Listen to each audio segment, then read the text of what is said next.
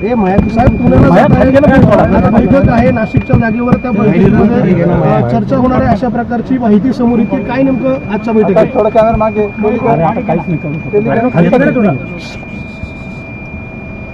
असं आहे की पुण्याला राष्ट्रवादीच्या अनेक ज्या ज्या जागा आम्हाला मिळत आहेत त्या मिळण्याची शक्यता आहे.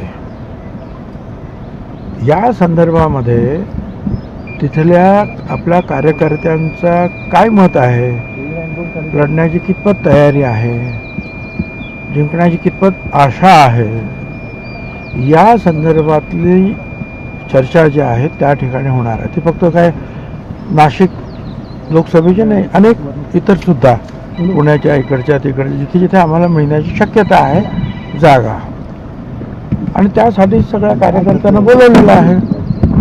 आता एक अमृत नोनी आर्थो प्लस, ये एक प्रूवन फॉर्मूला है। इसमें मौजूद नोनी फल के गुण और आयुर्वेदिक जड़ी बूटियां शरीर को जरूरी पोषक तत्व देने के साथ साथ हड्डियों और जोड़ों के घिसने, उनमें होने वाले सूजन और दर्द को रोकने में मदद करता है। दर्द मुक्त जीवन के लिए अमृत नोनी आर्थो प्लस.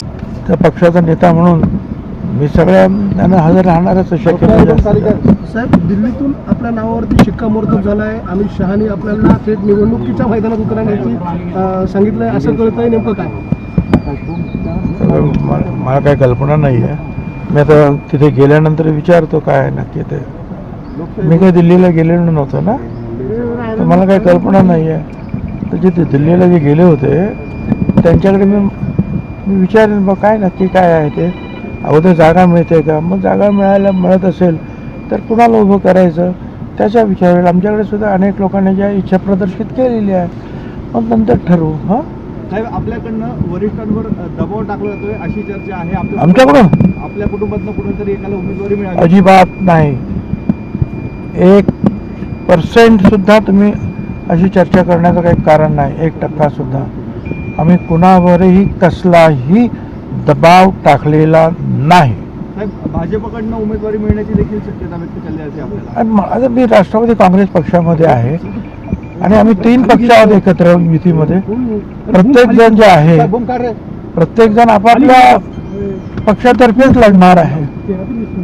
प्रश्न येतो कुठे पक्ष बदलण्याचा, म्हणजे पक्ष बदलण्याचा प्रश्न येत नाही. आणि ज्याला कोणाला तिकीट मिळेल, ज्याला कोणाला जागा सुटेल, ती भाजपाला सुटली तर भाजपाचा उमेदवार उभा राहील, ती शिंदे गटाला सुटली तर शिंदे गटाचा, आम्हाला सुटली तर आम्हाला. ज्या गटाला सुटेल आणि ज्या गटाचा उमेदवार असेल त्याला आम्ही 100% निवडून आणण्याचा प्रयत्न करणार. ठीक आहे, चला.